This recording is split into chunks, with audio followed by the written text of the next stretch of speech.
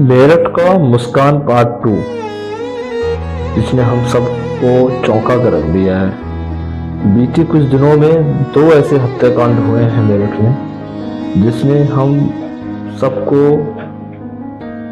ये बताया है कि इंसानियत इस दुनिया से अब खत्म होती जा रही है और दरिंदगी और हैवानियत बढ़ती जा रही है। मुस्कान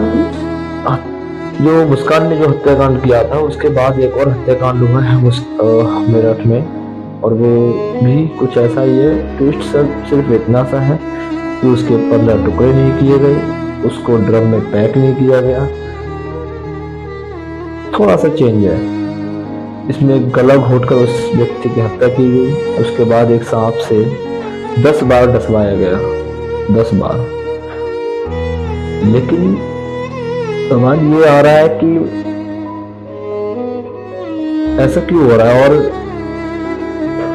ऐसा ये महिलाएं क्यों कर रही हैं, जिन महिलाओं के ऊपर भारतीय संस्कृति की मिसाल दी जाती है, और वही महिलाएं ऐसा कर रही हैं इस देश में।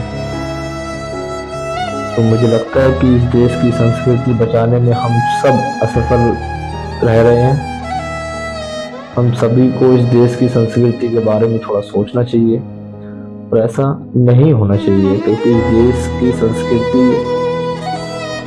पूरी दुनिया में सबसे ज़्यादा, अगर किसी देश में महिलाओं का सम्मान किया जाता है, महिलाओं के ऊपर मिसाल दी जाती है संस्कृति की, तो वो है भारत। और भारत में अब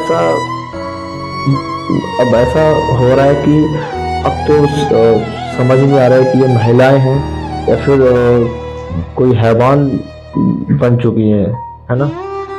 और मुझे लगता है कि ऐसा नहीं होना चाहिए। और इन लोगों ने प्रेम को भी बदनाम कर दिया है।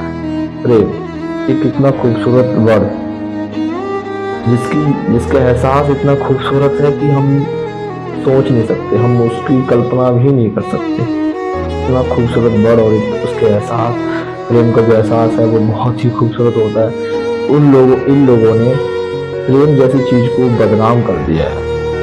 पहले शादी कर लेते हैं, फिर उसके बाद में किसी और से प्यार हो जाता है, और फिर उसका मर्डर कर देते हैं। फिर किसी और से प्यार हो जाता है, फिर उसका भी मर्डर कर देते हैं। ऐसे क्यों हो रहा है? क्यों कर रहे हो आप लोग?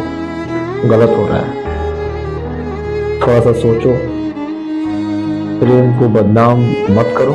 इस देश की संस्कृति जो थोड़ी बहुत बची है उसको बरकरार रखो, मत करो। मैं लड़कियों से कहूँगा कि आप तो बिल्कुल भी ना मत करें। आप तो